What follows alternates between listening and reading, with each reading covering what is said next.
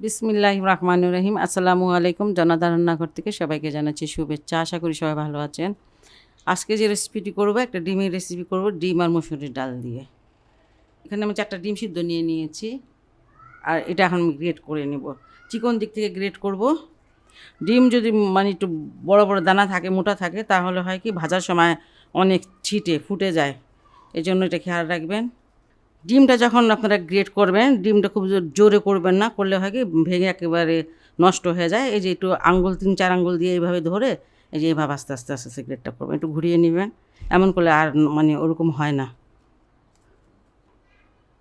Great করা হয়ে গেছে।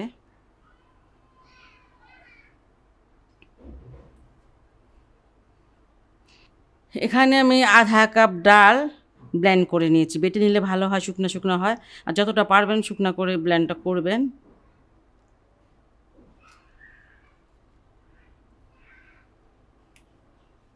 এখানে একটা পেঁয়াজ কুচি নিয়েছি, অনেক বেশ চিকন করে কেটে নিয়েছি। 2টা কাঁচামরিচ আছে, সেটা দিয়ে দিলাম। এক চুটকি হলুদ দিয়ে দিলাম। কিছুটা শুকনো মরিচের গুঁড়া দিয়ে দিলাম, আর দিয়ে দিলাম ধনিয়ার গুঁড়া। সব কিছু অল্প অল্প দিলাম। এই যে এখানে স্বাদ অনুসারে লবণটা দিয়ে দিলাম। সব কিছু একসাথে ভালো করে মেখে নেব। অল্প একটু জিরার গুঁড়াটাও দিয়ে দিলাম। সবগুলো একসাথে মাখিয়ে নেব। এবার আমি খুব ভালো করে সব কিছু আলতো হাতে মেখে নেবেন। হাতটাকে ধুয়ে এটা এখন আমি ডিমের মতন মানে ডিজাইনটা করে নেব, ডিমের মতন, যেহেতু এটা ডিম রান্না। 4টা ডিম আর আধা কাপ ডাল দিয়ে পুরা ফ্যামিলি খেতে পারেন 2 বেলা ভালো করে। 4টা ডিম অনেকগুলো ডিম হয়ে যাবে। ডিমগুলো আমি ভাজতে চলে আসলাম।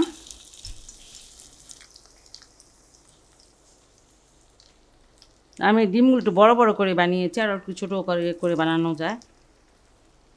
যাই হোক, পরে আমি আর 2টা ভেজে নেব।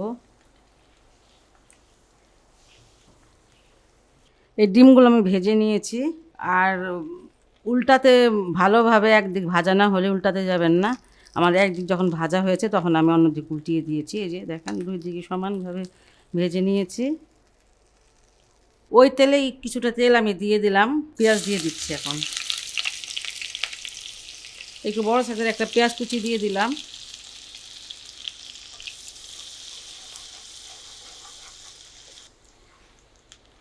পেঁয়াজটা ভাজা হয়ে গেছে। এখন 2 টুকরা দারচিনি আর 3টা এলাচ দানা আর একটা ছোটো তেজপাতা দিয়ে দিলাম।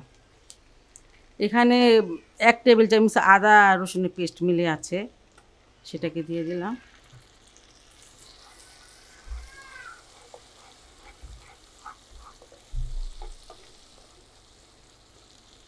এখানে 2টা বড় সাইজের পেঁয়াজ আছে, এটা বেটে নিয়েছি, সেটা দিলাম। গ্রেভিটা যাতে একটু ঘন হয় সেই জন্য।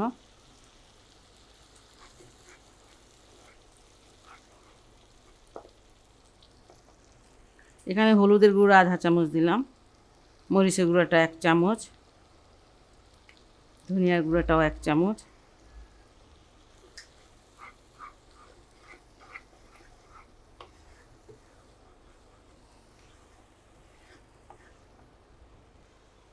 লবণটা স্বাদ মতন দিয়ে দিলাম। লাগলে পর আর একটু দিব। আর এই মশলাগুলো আমি একটু সময় নিয়ে 4 মিনিটের মতো এটা একটু কষিয়ে নেব। কারণ এটাতে পেঁয়াজ আছে, বাটা পেঁয়াজটা যদি মানে যে তরকারিতে দিতে হয় সেই তরকারিটা খুব ভালো করে কষিয়ে নিতে হয়, না হলে ওই পেঁয়াজের গন্ধটা আসে। যাই হোক, আমরা এখন মানে পুরো ভালো করে মশলাটা কষিয়ে নেব। মশলাটাকে আমি খুব ভালো করে কষিয়ে নিয়েছি, একটু সময় নিয়ে কষিয়েছি। আপনারা একটু ভালো করে কষিয়ে নেবেন। পানি দিয়ে দিব।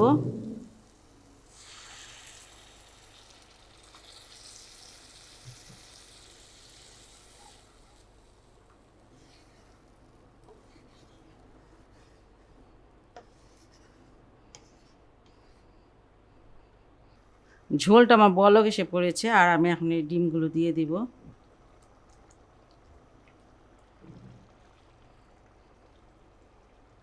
এখানে আধা চামচের মতন আছে, মানে এটা ভাজা জিরার গুঁড়া, সেটা দিয়ে দিচ্ছি। 2টা কাঁচামরিচ একটু ভেঙে দিয়ে দিলাম।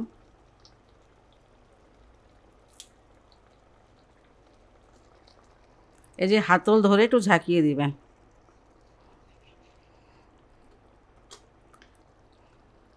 লবণটা একটু দেখি নেই।